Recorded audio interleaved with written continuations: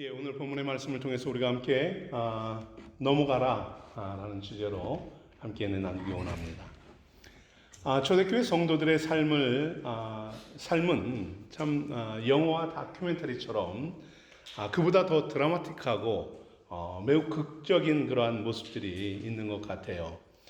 바로 얼마 전까지만 해도 돌을 들고 죽이겠노라고 돌을 던지며 쫓아다니던 사람들이 이제는 예수 그리스도를 믿고 그들에게 복음을 전했더니 그곳에 닫힌 선교의 문이 활짝 열리고 교회마다 열정적으로 모이고 부흥하는 모습을 우리가 보게 됩니다. 바울과 전도자 일행은 1차 선교에서 개척한 그 교회들을 다시 방문을 합니다. 그리고 그곳에 다시 거침없이 복음을 전하고 그들을 격려하고 믿음으로 굳게 세워나가지요. 특히 예루살렘 공의에서 결정한 그 결정문을 가지고 나아가니 이제는 유대인들의 그 율법과 할례의 규례에 대한 제약도 사라졌지요. 이제 예수 그리스도의 복음으로만 교회들이 믿음으로 굳건히 세워지는 것이에요. 교회마다 믿는 사람들의 숫자는 날로 부흥합니다.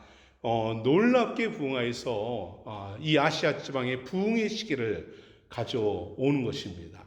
무엇보다 2차 전도의 여행에서 거둔 큰 열매는 무엇입니까? 바로 다음 세대를 이끌어갈 디모데를 동역자로 세우게 됐다는 점이죠. 성령께서 전도자들이 가는 곳곳에 교회를 세우고 사역을 얼마나 순조롭게 이끄는지 이 복음 전도자들은 너무도 큰 감동에 흥분하기에 충분했습니다. 이제 예수 그리스도의 복음이 이 소아시아 지역을 소아시아 전역으로 넘쳐 흐르는 일만 남았습니다. 소아시아 지방 도시들을 복음을 전하고 이제 소아시아를 쭉 걸쳐서 올라가서 당시 소아시아 로마의 수도라고 여겨지는 에베소로 나아가는 것이 전도자들의 사실 목표였습니다. 선교의 문이 활짝 열려 있었고 그리고 막힘없이 소아시아 지역이 복음화될 수 있을 것으로 여겼습니다. 그런데 여러분, 전도자들은 급격한 좌절감에 부딪힙니다. 폭풍처럼 거세게 몰아오던 성령의 바람이 순식간에 잠잠해지는 것이었어요. 상황이 급격하게 뒤바뀌어버리는 이 모습에 전도자들은 당황하고 좌절할 수밖에 없는 그러한 상황에 빠집니다. 오늘 선교 여행 중인 전도자들의 상황이 무엇을 비유할 수 있을까 생각해 보니까 저는 영국 날씨와 비슷하지 않나 하는 생각을 합니다. 여러분, 영국 날씨 지금은 조금 덜한데 지난주만 해도 어떤가요? 하루에 4계절이 있는 것 같은 그런 느낌이 듭니다. 오늘 아침에도 이제 아침 먹으라고 말씀 준비하다가 먹으러 나갔는데 얼마나 추운지 문을 좀 걸어 잠그라고. 영국 날씨는 참 알 수 없는 곳입니다. 얼마나 이 봄철에 우리를 당황스럽게 하는지 알 수 없어요. 아침에 맑은 날씨가 있다가 온화한 날씨에 상쾌한 기분에 옷을 가볍게 입고 나가면은 어느 순간인가 바람이 불고 그리고 또 구름이 몰려와서 폭우가 몰아칠 때가 비일비재하지 않습니까?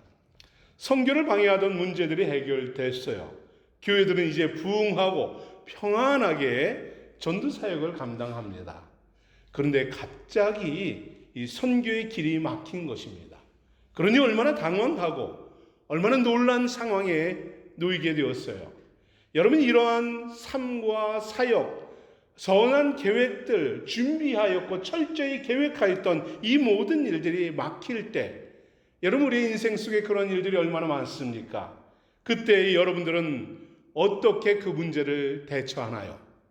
가장 먼저 우리는 하나님의 뜻을 살피는 것, 이것이 성도의 모습일 것입니다. 일이 순조롭게 진행되지 않는 이유가 무엇인가 살피죠. 내가 하는 일이 하나님의 뜻에서 어긋나지는 않았나 돌아보게 됩니다. 말씀에서 벗어나지 않고 실수하지 않기 위해서 항상 자신과 그 일의 진행 과정을 말씀으로 점검하는 것, 체크해 나가는 것, 이것이 성도의 기본적인 모습이겠죠. 또한 하나님의 뜻이 정확히 맞는다 하여도 여러분, 하나님은 더 온전하신 뜻, 우리 찬양했던 대로 우리의 생각, 우리의 계획보다 더 온전하게 일하시는 그 하나님의 뜻이 있는지 우리는 또한 항상 체크해 봐야 하는 것이에요. 하나님께서 더 원하시는 것이 있는지, 하나님이 더 기대하시는 것이 있는지, 아니면 하나님의 또 다른 뜻이 있는지 돌아보고 하나님 섬세하게 하나님께 나아가는 것입니다. 오늘 우리는 이러한 전도자들의 사역을 통해서 하나님의 뜻을 깨닫고 넘어서게 하시는, 인도하시는, 그리고 닫힌 마음의 문을 열어주시는 그 주님의 은혜를 오늘 함께 묵상하기를 원합니다. 오늘 말씀을 통해서 먼저 우리는 계획을 넘어서라 하시는 주님의 음성을 듣게 됩니다. 오늘 본문을 보면 6절에서 9절에 성령께서 인생들을 주관하고 분명하게 일하시는 이 세 가지 사건을 소개하고 있습니다. 여러분 얼마나 민감하게 이 제자들이 말씀에 반응하는지 알 수 없어요. 성령께서 말씀하시는 그 하나하나를 꼬박꼬박 알아듣고 깨닫고 거기에 반응을 합니다. 여러분 성도의 삶은 저는 너무 부럽습니다. 비록 성령이 막으신 일이지만 이것에 민감해서 성령이 하라는 대로, 멈추라는 대로, 지시하시는 대로 움직일 수 있다면 얼마나 복된 삶일까 하는 생각을 합니다. 오늘 저자 누가는 성령님의 활동을 통해서 하나님의 뜻이 무엇이고 어떤 것을 하나님이 기대하시는지를 우리에게 설명합니다. 6절에 뭐라고 말씀합니까? 성령께서 아시아에서 말씀 전하지 못하게 하셨다 합니다. 여러분 이때 어떤 일이 일어나나요? 전도자들의 선교 목적이 뭡니까? 복음을 전하는 거죠. 원래 전도자들의 계획은 이 아시아에 복음을 전하는 것이었습니다. 2차 전도 여행 목적은 아시아에 전하고 에베소까지 내려가서 복음을 전하고 돌아오는 게 원래 계획이었어요. 그런데 순수하게 복음을 전하는데 다른 누구도 아니고 유대인들이 막는다면 도망가면 되는데 이건 성령이 방해를 해버려요. 성령이 막습니다. 복음을 증거하지 못하게 합니다. 얼마나 난감한 일입니까? 그죠? 7절 말씀을 보면 전도지역을 찾아가려고 애를 쓰는데 성령의 예수의 영이 허락하지 않습니다. 오늘 말씀을 보면 부르기아, 갈라디아, 무시아, 비두니아, 아시아 지방을 북부로 해서 쭉 돌아다닙니다. 저곳을 원래 계획한 곳을 다 갑니다. 그런데 가는 곳곳마다 막히는 것이에요. 복음을 전할 수가 없습니다. 복음을 전할 수 있는 환경이 전혀 만들어지지 않았어요. 추측하건대 복음을 전할 때에 전하는 자들이 아무런 감동이 없었을 것 같습니다. 발을 전해도 듣는 사람들의 반응은 귀를 닫고 영적으로 거부하고 복음을 전하는데 어떠한 반응도 일어나지 않으니 여기서는 성령이 역사하지 않는다는 것을 깨닫습니다. 성령이 허락하지 않는구나 라는 것을 깨닫는 것이죠. 9절엔 또 어떤 사건이 일어납니까? 이런 낙심 중에 있을 때에 밤 환상 중에 마게도니아로 건너와서 우리를 도우라 라는 음성이 들립니다. 마게도냐? 전혀 계획이 없던 일이죠. 그죠? 아시아 지역이 아닙니다. 계획도 없고 준비하지도 않았던 곳입니다. 그곳은 어떤 곳인지도 제대로 알지 못해요. 대략 어디를 가려고 하면 기본적으로 조사를 해야 될 것 아닙니까? 사람들의 습성, 관습, 문화, 종교 기본적으로 조사를 하고 준비해서 가야 하는데 2차 선교 여행지로는 전혀 생각도 하지 않았던 곳입니다. 2차 선교 여행은 오로지 아시아에 올인하자. 이번에는 아시아를 복음화시키자. 이것이었는데 아시아에 예수의 복음을 전해야 할 곳이 넘쳐났는데 소아시아를 돌아본 다음에 모든 지역을 방문하며 전도해야 하는데 그런데 성령께서 아시아 사역을 모두 막고 성령께서 방향을 틀어버리는 것입니다. 여러분 막힌 문이 있습니다. 이 막힌 문을 여는 열쇠 어디서 찾아야 할까요? 제자들은 이 막힌 문, 전도의 문이 닫혀버렸을 때 어디서 이 문을 열 수 있을까요? 성령께서 닫으셨으니 성령께서 여시는 것입니다. 우리가 의도적으로 열어봐야 백날 헛수고이죠. 인생을 막고 여는 분은 누굽니까? 누군 것 같습니까? 성령이십니다. 막힌 인생의 문제를 가지고 누구에게 그럼 나가야 할까요? 누구에게 나갑니까? 은행에 찾아갑니까? 성령을 찾아야 하는 것입니다. 문을 닫고 닫으시는 분 앞으로 나가야 그분이 문을 열어주시는 것이지요. 이때 성령께서 고난의 문을 닫으시고 은혜의 문을 여러분 앞에 활짝 열어주시는 것입니다. 간혹 인생들은 삶이 급변하고 문제에 꽉 막히면 당황스럽죠. 여러분, 그런데 걱정하지 마십시오. 어디에 답이 있어요? 성령에게, 하나님께 답이 있습니다. 마태복음 7장에서 말씀하죠. 주님은 구하라 그러면 너희에게 주실 것이요, 찾으라 그러면 찾을 것이요, 문을 두드리라 그러면 닫힐 것이다, 열릴 것이다 하십니다. 구하고 찾고 두드리는 성도에게 하나님은 열어주시는 분입니다. 은혜를 베풀어 주시는 분입니다. 막힌 문을 여시고 여러분의 길을 인도해 주시는 분입니다. 전도자들은 성령께서 막으시고 여실 때에 철저히 성령을 의지합니다. 성령께서 이끄시는 길에 순종할 뿐입니다.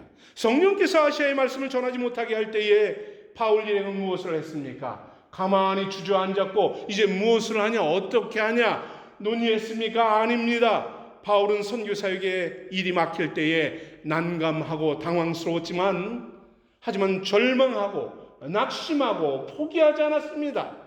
자신들에게 주어진 환경을 넘어서서 7절을 보면 계속해서 전도 여행지를 변경하면서 하나님의 뜻을 맞춰가려고 애를 씁니다. 이것이 아니면 하나님은 이건가 계속 찾아 나가는 것입니다. 하나님이 원하시고 가장 기뻐하시는 일이 무엇인지를, 이 일도 내 생각엔 좋고 저것도 좋아 보이는데 그게 아니라 하나님이 원하시는 것에 초점을 맞추는 것입니다. 성령께서 막으신 것, 성령께서 푸시도록, 성령께서 넘어가도록 하시는 것입니다. 새롭게 하시고 더 좋은 길로 여실 것을 믿었기 때문입니다. 사랑하는 성도 여러분, 어떤 문제든지 여러분 우리는 믿음으로 넘어서지 못하면 인생은 넘어지게 됩니다. 뭐라고요? 넘어서지 못하면 뭔다고요? 넘어진다라는 사실을 기억하십시오. 인생 속에서 왜 그런 일이 없겠습니까? 답이 없고 도무지 해결할 방법이 보이지 않을 때 왜 없겠습니까? 절망스러운 위기들 여러분 저도 많이 경험해 봤습니다. 얼마나 많습니까? 지금도 그런 고통 중에 있는 인생들이 있으리라 믿습니다. 여러분 인생의 문이 닫힐 때에 실망하고 좌절하지 마십시오. 질병과 어떤 열정의 상실이나 경제적인 문제나 수많은 삶의 요소들로 인하여서 여러분을 엄습하고 공포스럽게 하고 두려움을 준다 할지라도 아무리 노력을 하고 가진 인맥과 사람들을 동원하여서 애를 쓰고 수단 방법을 동원해 해결한다고 할지라도 여러분 이렇게 도무지 찾을 수 없을 때에 여러분들은 어떻게 행동을 하나요? 실패한 인생을 살아가고 있다고 이 생각을 할 때에 이 생각이 나는 실패했어라는 생각에 그것이 여러분을 지배할 때에 얼마나 절망스럽고 좌절하고 괴로움에 빠집니까? 여러분 이때 길을 막는 성령의 은혜를 사모하십시오. 주님께로 나아가는 것입니다. 여러분을 새로운 길로 인도하실 분입니다. 넘어서게 하시는 분은 성령 하나님 한 분뿐이라는 사실입니다. 성령께서 막으신다라는 것은 여러분 여기에 오해해서는 안 됩니다.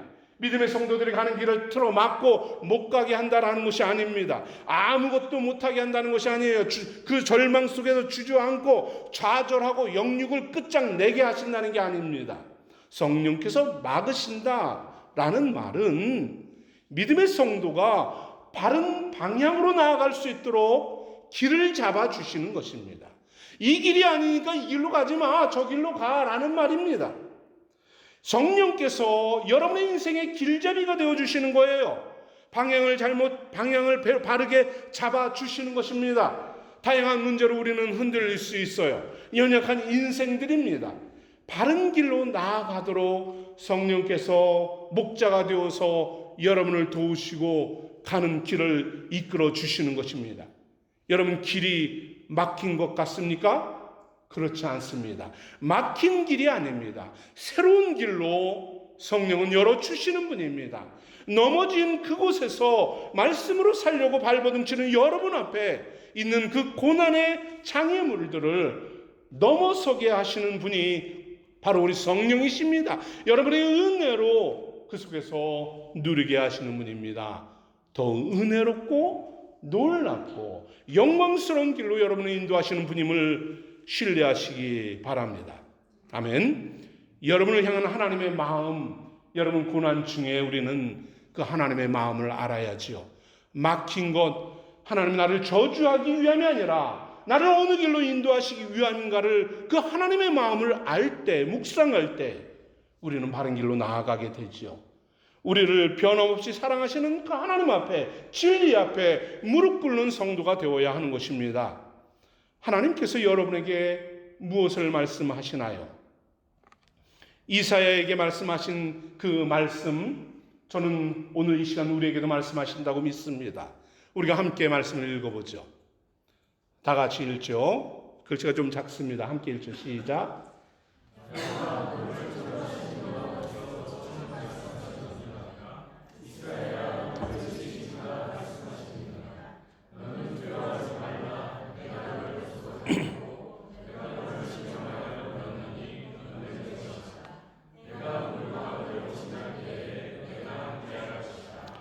강을 건널 때에 물이 너를 침몰하지 못할 것이며 내가 불 가운데로 지날 때에 타지도 아니할 것이고 불꽃이 너를 사르지도 못하리니 대저 나는 여호와 내 하나님이요 이스라엘의 거룩한 이요 내 구원자임이라. 아멘. 그렇습니다. 우리 하나님은 어떠한 분입니까? 우리를 향한 하나님의 섭리를 여러분 깨달아야 합니다. 옹졸한 마음으로, 편협한 생각으로 길이 막히면 나는 이제 끝났어, 좌절하고 앉아있는 것이 아니라 거기에 머물거리고 있는 것이 아니라 하나님을 바라보십시오. 하나님은 여러분을 위기에서, 절망스러운 상황에서 건져주시는 분입니다. 아멘. 구원해 주시는 분입니다. 두려워하지 마십시오. 구속하고 지명하여 부르신 주님께서 여러분과 함께 하시겠다, 보호하겠다, 피할 길로 예배해 주겠다, 위기를 넘어서는 승리를 주겠다 약속하고 계신 주님을 바라보시기 바랍니다. 환상 중에 마게도니아로 건너와 우리를 도우라 라는 이 음성을 들은 바울과 전도자들은 하나님은 아시아 대륙을 넘어서서 유럽으로 구원의 복음을 전하여 더욱 놀라운 구원의 역사를 이루어 가시는 것입니다. 하나님이 여러분을 막으시는 것은 그 자리를 넘어서서 하나님의 놀라운 역사를 경험하게 하시는 것입니다. 믿음의 열매를 맺게 하시고 여러분의 삶에 풍성함을 주기 위한 하나님의 방향길이라는 사실을 기억하시기 바랍니다. 우리가 처한 삶의 위기, 한계, 그 너머를 보십시오. 환경을 넘어서서 믿음의 역사를 경험하는 우리 성도들 되기를 축복합니다. 전도자들은 아시아를 복음화하는 것이 최선의 생각이라고 생각했습니다. 틀린 게 아니죠. 맞는 말입니다. 당연히 저 같아도 당연히 아시아 먼저 그 다음 이렇게 생각했겠죠. 그러나 하나님은 무엇입니까? 넘어서라 하십니다. 이처럼 우리도 하나님의 뜻으로 믿고 이것이 옳아요, 이것이 좋습니다, 이것이 최선의 길입니다, 이것이 나의 신앙이고 나의 비전입니다 생각할 수 있어요. 맞습니다. 여러분의 생각이 옳을 수도 있습니다. 틀린 것은 아닙니다. 그러나 나의 옳음이 아니라 주님의 옳음을 우리는 따라야 하지 않겠습니까? 주님이 가르치시는 방향으로 우리는 나가야 하지 않겠습니까? 주님이 이끄시는 넘어서는 길로 나아가야 하는 것입니다. 전도자가 아시아를 넘어 유럽으로 향하게 하신 하나님은 우리의 생각과 계획과 준비를 넘어서게 하시는 분입니다. 완벽히 준비했어도 그것이 아니라 하실 때에는 어떻습니까? 할 수도 없을 뿐더러 해봐야 몸만 피곤하죠. 넘어서는 대로 따라야 하는 것입니다. 여러분의 생각과 믿음 너머에 있는 하나님의 큰 비전을 보시기 바랍니다. 하나님의 구원의 섭리와 놀라운 능력을 의지하시기 바랍니다. 주님이 넘어가도록 인도하실 것입니다. 아멘. 여러분이 앉아있는 그 자리만 고집하지 마십시오. 여러분이 계획 세운 그 계획만 생각하지 마십시오. 여러분이 알고 있는 그 지식만 의지하지 마십시오. 여러분이 판단한 것, 여러분이 경험한 것, 거기에 더 이상 머무르며 갈등하며 왜 해결이 안 돼? 왜 고통만 있어? 좌절하고 주저앉아 있지 마십시오. 비록 주님의 이끄심을 우리는 이해할 수 없을지라도 믿음으로 아멘 순종하며 주의 인도를 따르는 것입니다. 여러분이 위기의 바다를 거뜬히 넘어설 수 있도록 주께서 인도하실 줄 믿습니다. 삶의 막힘과 절망적인 상황을 넘어설 수 있는 비전과 역사를 이루시는 그분입니다. 자신의 한계점 꼭대기에서 나는 더 이상 할 수 없어요 라고 주저앉아 넘어지는 자가 아니라 믿음으로 넘어서는 능력 주시는 주님을 의지하는 우리 생수의 성도들 되기를 축복합니다. 아멘. 두 번째, 오늘 말씀에서 우리는 마음을 열고 따르라라는 음성을 듣게 됩니다. 바울 일행은 처음 계획을 뛰어넘어서 성령의 인도하심에 순종하여서 마게도니아로 건너갑니다. 마게도니아 가보지는 않았습니다만 유럽의 첫 관문이라고 합니다. 아시아에서 트로아에서 넘어가서 빌립보로 가는 첫 관문입니다. 유럽 복음화의 시작, 이것은 어떻게 시작되었나요? 자신의 계획을 넘어서는 그 부르심에 순종할 때 바로 유럽 복음화가 시작되었습니다. 성령의 환상을 통해 아시아 전도 계획을 넘어서서 유럽으로 인도하여 부르셨습니다. 하나님께서 여러분에게 복을 주실 때 그 축복은 어디서부터 시작이 될 것 같습니까? 내가 믿음으로 넘어설 때에, 멈춰있는 그 자리에서 순종할 때에 주의 뜻에 따를 그때가 바로 축복의 시작이라는 사실입니다. 오늘 성령은 여러분을 어디로 인도하십니까? 누구를 만나게 하시고 무엇을 이루게 하십니까? 여러분 마음을 열고 그 부르심의 귀를 기울여 순종하시기 바랍니다. 성령의 인도를 받으면 뭔가 이 제자들은 성령의 인도를 받아서 마게도니아로 갔으니 어땠을 것 같습니까? 뭔가 새롭고 뭔가 놀라운, 아시아보다 더 놀라운 역사가 펼쳐져 있겠지, 어떤 기대감을 가지고 가지 않았을까 하는 생각을 합니다. 왜요? 아무런 준비를 하지 않았는데 성령께서 강권적으로 이끄시니 뭔가 성령이 대단한 걸 준비했겠거니 생각할 수 있죠. 그런데 참 황당한 일이죠. 바울을 기다리고 있는 것은 무엇입니까? 대대적인 환영 인파도 아닙니다. 편안한 안식처도 없습니다. 전도자들은 성령의 인도로 빌립보로 들어갔지만 당장 할 게 아무것도 없는 겁니다.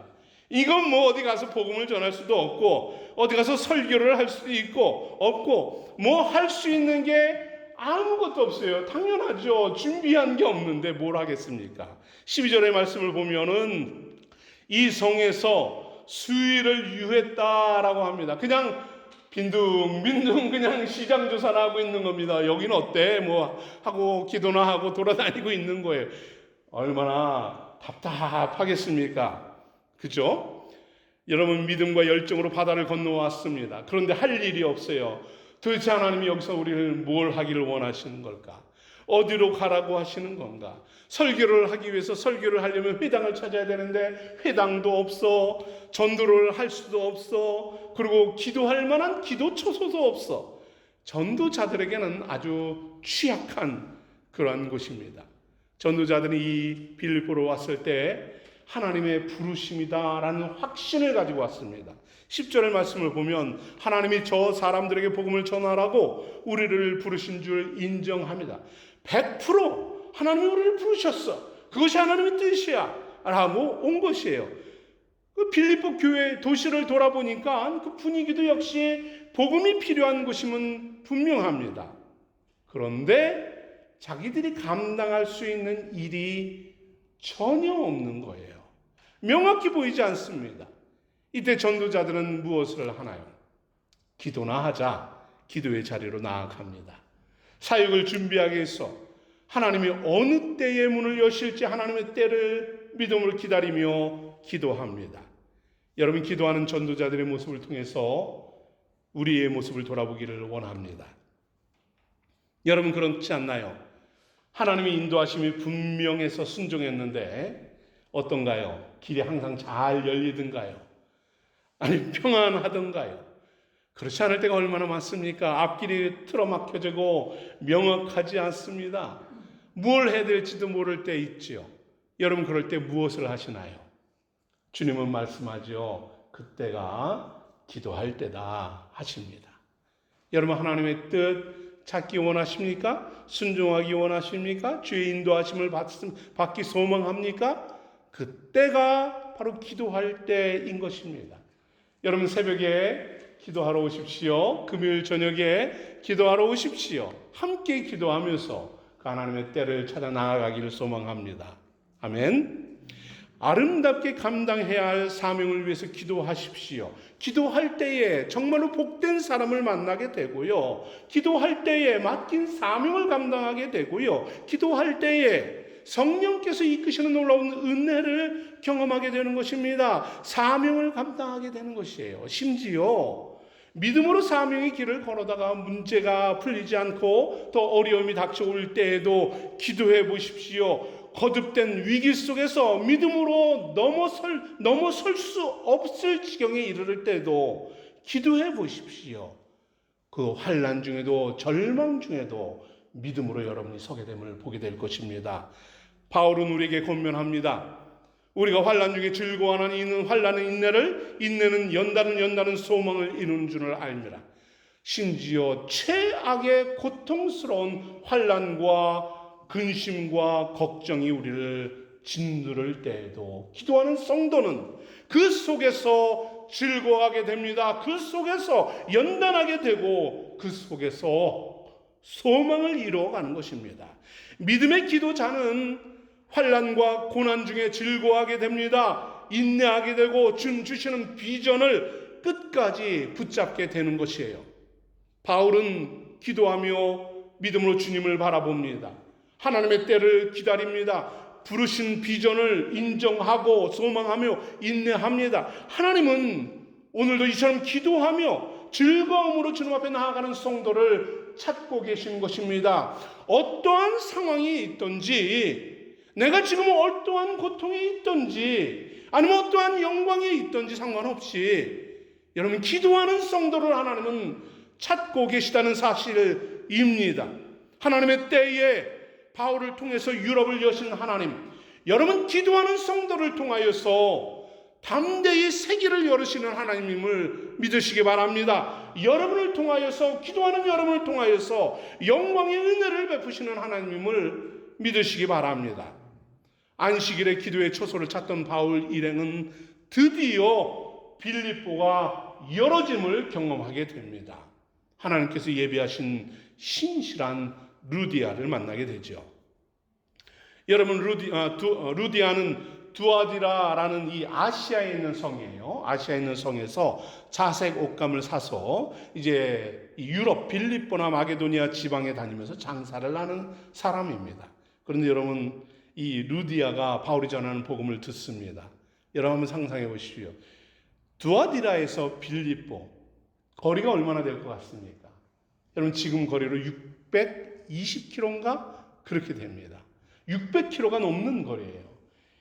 얼마나 힘든 여정입니까? 여기서 물건을 사다가 여기서 뛰어다 파는데 여성의 몸으로, 물론 남편도 함께 했겠지만 얼마나 고된 삶을 살아갑니까? 간혹 이런 이야기들을 하는 경우가 있어요.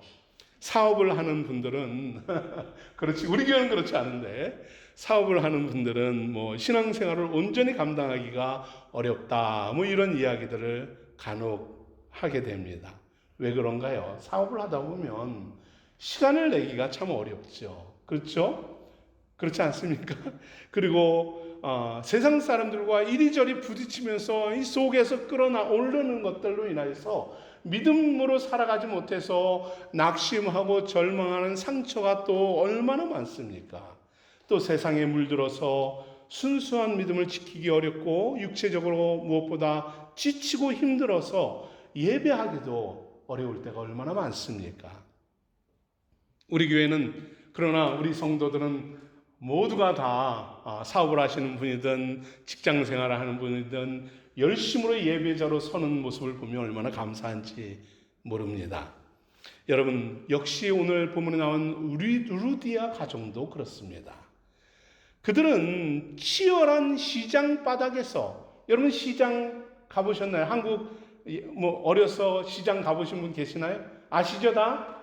백화점이 아니라 그냥 골목 시장. 저는 어려서부터 어머니와 함께 이제 어려서 시장을 다니면서 장사도 하고 그래 봤는데, 여러분 그 치열합니다. 자리를 맡기 위해서 새벽 2시, 3시에 나가야 돼요.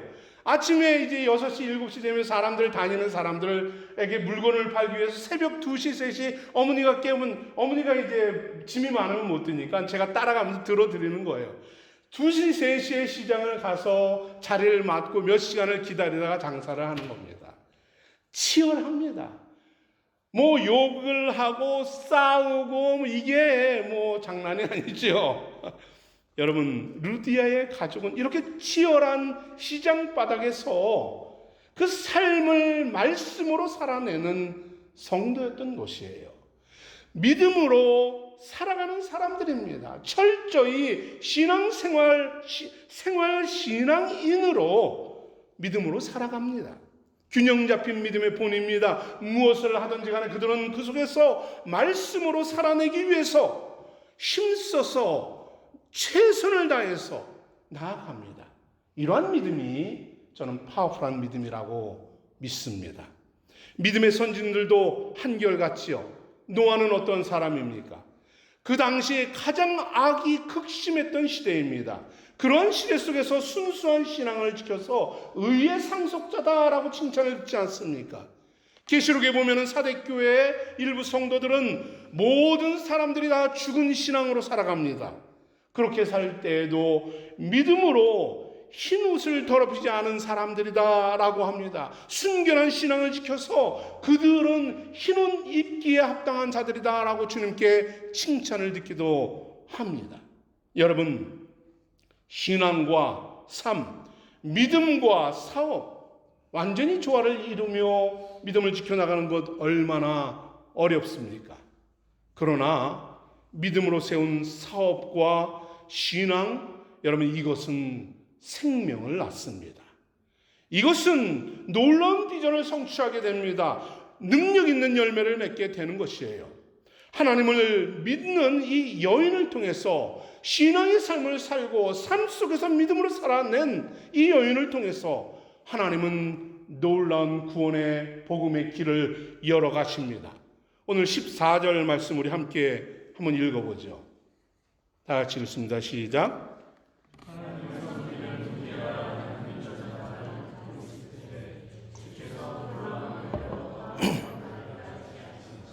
아멘. 주님께서 루디아의 마음을 열어주십니다. 얼마나 고되고 힘든 삶입니까? 정말 지치고 낙심할 수밖에 없는 그러한 고통스러운 삶입니다. 그러나 그 속에서 부활 생명의 말씀을 듣고 이 루디아는 소망을 붙잡습니다. 복음의 메시지를 들을 때에 귀가 활짝 열립니다. 마음이 감동이 되고 은혜에 사로잡힙니다. 강한 믿음의 심장을 붙잡게 됩니다. 마음이 열릴 때에 루디아는 물론 온 가족이 예수 그리스도를 영접하는, 그리고 세례를 받고 구원을 얻는 백성들이 됩니다. 이 루디아의 마음이 열림과 같이 우리 주님 또한 오늘 우리의 마음을 여실 줄 믿습니다. 말씀을 준비하면서 하나의 동영상을 보았어요. 12가지 인생의 법칙이라는 이 베스트셀러 읽어보신 분들 계신가요? 조던 피터슨이라는 유명한 베스트셀러 작가가 쓴 책이죠. 이 사람의 회심과 관련된 영상을 보았습니다. 그는 이 책을 쓸 때만 해도 신의 존재를 인정은 하지만 예수님의 부활과 구원을 온전히 믿지 않는, 받아들이지 않는 사람이었습니다. 그리고 그 지식을 가지고 많은 사람들과 논쟁을 하고 기독교에 대해서 이야기하고 이렇게 강연을 하고 다니는 사람이었어요. 그러던 중에 그의 아내가 신장암 말기 판정을 받고 그로 인해서 그 충격으로 이 사람도 약물 부작용으로 코마 상태에 빠져서 한 1년가량 병상에 누워 있었다고 합니다. 그리고 그 시간 그는 이대로 그냥 죽어버리자 하는 이런 충동도 느꼈다고 합니다. 고통의 시간이죠. 이 고통의 시간을 통해서 그와 그의 아내는 놀라운 변화를 경험하게 됩니다. 그리고 이후에 진지한 종교인이 되는데 그 이유가 무엇이냐면 자신들에게 퍼부어진, 그냥 이렇게 부어진 게 아니라 그냥 퍼부어진 너무나도 큰 축복 때문이다라고 간증을 하는 영상을 보았습니다. 자기가 삶에서 설명할 수 없는 사건들이, 이 은혜를 받은 후에는 살면서 설명할 수 없는 사건들이 끊임없이 일어나고 예수님과 관련된 극적인 경험들을 자기가 체험했다 합니다. 내가 무엇을 해야 할지는 모르지만 이상하게 믿어졌다라고 증언을 해요. 그리고 이제는 그리스도를 역사적으로 실존적인 구주로 믿는다라고 고백을 합니다. 그리고 2021년 유튜브 채널에서는 그는 자신과 사람들을 위해서 기도하는 6분가량의 동영상을 올리기도 합니다. 그 기도의 한 내용은 이렇습니다. 자신의 무지함과 오만함, 비통함과 원망이란 견딜 수 없는 짐으로부터 자신을 건져 주소서. 다른 사람들도 같은 잘못과 유혹을 극복하게 해 주소서 기도합니다. 세계적인 베스트셀러 작가입니다. 하나님의 존재와 예수 부활을 회의적인 태도로 지녔던, 믿지 않았던 그입니다. 그러나 주님께서 그의 마음을 열어주셨습니다. 그를 만나주셨죠. 마음이 열어주실 때에 그의 지식과 이성으로는 설명할 수 없는 놀라운 은혜와 감사의 삶을 살게 되었다라고 고백을 합니다. 성도 여러분, 많은 사람들은 이렇게 말을 해요. 상황이 바뀌어야지요. 환경이 변해야지요. 그래야 내가 뭔가 소망을 품지 않겠습니까? 이렇게 이야기합니다. 여러분, 먼저 문제가 해결되고 질병에서 나음을 얻고 경제적으로 풍요로워져야 내가 말씀에 순종하지 않겠습니까? 조건을 내걸기도 합니다. 그러나 여러분, 하나님은 상황과 환경이 아니라 우리의 마음을 열기를 기뻐하시는 분입니다. 마음이 열릴 때에 진리의 말씀을 귀담아 듣게 되는 것이지요. 그 마음이 열릴 때 몸이 움직여 순종하게 되는 것입니다. 회의적이고 강팍한 삶이 변화되는 것이지요. 고백하게 되고 증인으로 살아가게 되는 것입니다.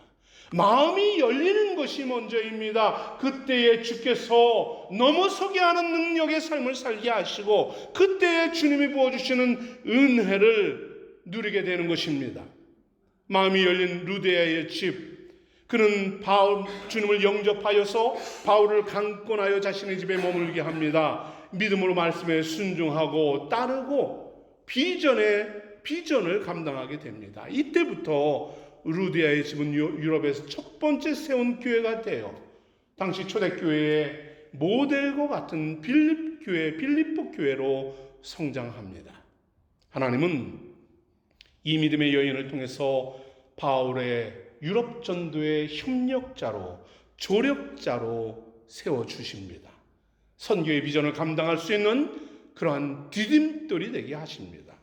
루디아는 전도자의 선교 여행을 위해서 물질적으로 후원하고 그리고 복음을 증거하는 동역자로 참여합니다. 이 가정을 시작으로 해서 유럽 복음화가 열리는 것이에요. 주님 말씀하신 대로 땅끝까지 이르러내 증인이 되라는 말씀대로 바로 인류와 대륙을 넘어서는 이러한 복음의 확산이 이루어지는 것입니다.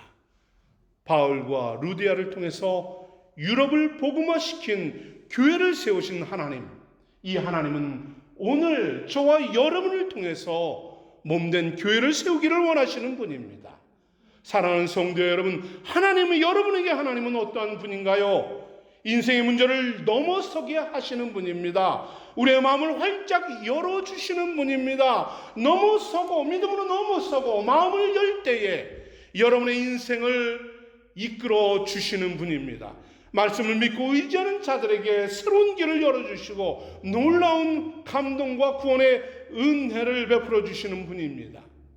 역시 그럼에도 우리는 연약할 수 있습니다. 갈등할 수 있습니다. 흔들릴 수 있습니다. 인내하지 못할 수 있습니다. 그러나 이제는 믿음으로 나아가는 것입니다. 고된 삶에 지쳐있는 우리의 마음을 열고 한계를 넘어서는 주님을 따라가는 것이지요.